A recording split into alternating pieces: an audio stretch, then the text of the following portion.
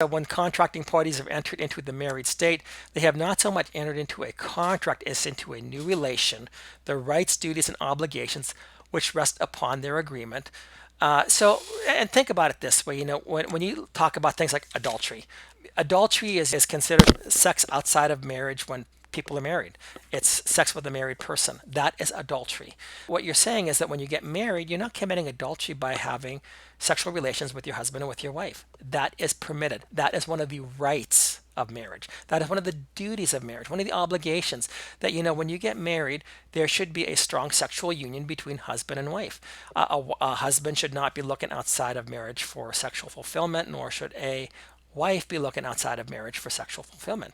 If I'm a husband or a wife and I'm going and I'm having multiple adulterous relationships, because adultery is breaking the marriage vows by having sex with somebody else, that is punishable. However, as Charlotte Bradshaw, one of these divorce attorneys, said, divorce judges don't like to use adultery because they're looking out for the best interest of the children. In other words, the judges would rather lie about adultery and would grant a no fault divorce when there is fault. And there's a lot of problems with that as well.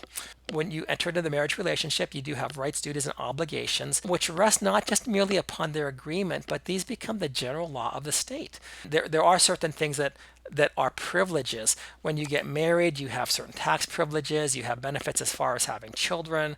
When the state can destroy marriage, it destroys families at will, it destroys children at will, it destroys many relationships. If you look at what happens with divorce, things that happen to the not just the people but the children of divorce, the state is actually creating a lot of the illnesses and the societal maladies that it wants to later on claim to have to fix by taxing you. I've been talking about unilateral no-fault divorce, but mutual no-fault divorce, even that undercuts the public purpose requirement of marriage. Marriage is for the children. You might say that, marriage, if you have two individuals and they just say, hey, don't want to work it out, whatever, and there's no children involved, that's one thing. When there are children involved, parents and adults need to act on behalf of their children. And if I were in the courts, I would be saying, you know what, you need to fix it, work it out. If there's nothing that's going on, if there's no ongoing immorality, if there's no family violence, because family violence is always a thing. Oh, there's got to be family violence. There's domestic abuse. There's always domestic abuse. Domestic abuse can be telling your wife, no, I'm not going to buy you another diamond. Oh, that's domestic abuse. I can't believe that you would do that. Or, a domestic abuse could be that a wife tells her husband, yeah, I don't want you to watch a football game. Oh, that's domestic abuse. That's a nonsense. There are always going to be differences between two people, whether you're same sex, whether you're opposite sex, whatever it is. You're always going to have some differences. Not every difference is irreconcilable, and not every difference of opinion should lead to divorce. Yet again, in the state of Texas, many other states, just the idea that I want a divorce is enough to undercut the whole idea of marriage and the purpose of marriage. And on our Texas Family Code, we talk specifically about marriage, what the public policy is. And our state, after stating this, goes right around and undercuts every bit of it. So basically what the argument is that Section 3301D is unconstitutional. It is constitutionally infirm by design. This converts the Commonwealth into a state sponsor of divorce. And that is the issue. Our states are becoming state-sponsored entities of divorce. They incentivize divorce. They incentivize the destruction of families. And there is no way that you can prove to me otherwise. For example, in Texas, or almost every place, whenever a divorce is wanted, the state will always, without exception, 100% of the time, grant a divorce, destroy that family. They will know that there will be long-time hurt, that they will know that it may lead to suicide. They will know that it may lead to juvenile delinquency. And the state will always, without exception, sponsor that side. The fact that somebody wants a divorce, that is enough. I actually had a judge, Judge Brett Hall of the 382nd District Court, who said to me, he said, well, I have to grant a divorce. If somebody wants a divorce, I can't just say today, well, I don't think you need a divorce. Actually, that judge was wrong. Judge Brett Hall was wrong, but he was trying to defend a decision that he made that was completely indefensible. And so he's saying, well, I have no decision. I had to do that.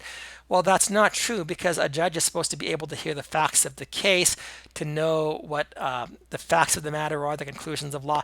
There is no law and family court, to be honest with you. It's the wild, wild west. The constitutional protections, yeah, have fun with that one too. So, regarding the prohibition of special laws granting divorce, currently 50 states forbid private laws granting divorces in the various states' constitutions. And again, I know a little bit more about Texas. The Texas Constitution, Article 3, Section 5613, it absolutely prohibits. It prohibits a legislature from passing any law granting divorce, any special law or private law granting divorce. And yet, that's exactly what they have done with the insupportability clause 6.001 of the Texas Family Code, in which a petitioner will always, without exception, 100% of the time, get a divorce. And the prohibition on special law serves a very special purpose. State constitutional special law clauses are express prohibition on legislation that would provide public benefit to private interests. Again, marriage is a public interest. It's not merely a private interest. When the state grants these laws granting divorce, what it's doing, it's saying one person, I want a divorce. I think it's in my best interest for whatever reason. And the state provides public benefit. But what I mean is that the state will provide them half of the assets. The state may provide them the children. The state may provide them child support. The state may provide them alimony. It is also inflicting this upon an innocent person. It is very tyrannical. Nobody would accept this, but somehow we've come to the place that we accept that this is supposed to be okay in the United States of America, and it is not. It's Ryan's position that under Section 3301D, it is a special law under the guise of a general law. Section 3301D compels the courts to grant a public benefit to a private individual, Laura in this case, based upon her personal passion for divorce. She wants divorce. This is supposed to be the very thing that the special laws clause are intended to forbid. It is actually the plaintiff's will that becomes self-executing. The plaintiff wills something, it becomes the law, it becomes something that is uncontestable, and it is done on a private basis, but it also gets public benefits at the same time.